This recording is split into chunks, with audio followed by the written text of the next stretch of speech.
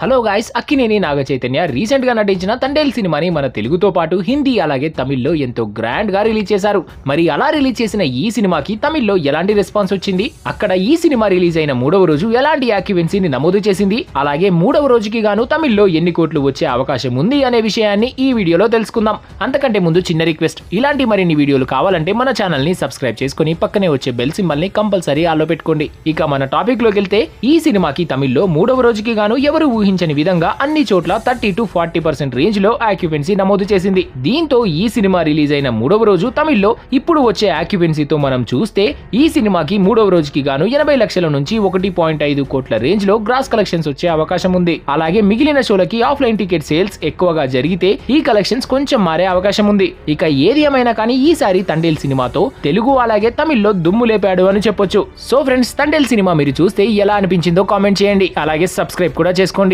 Thanks for watching.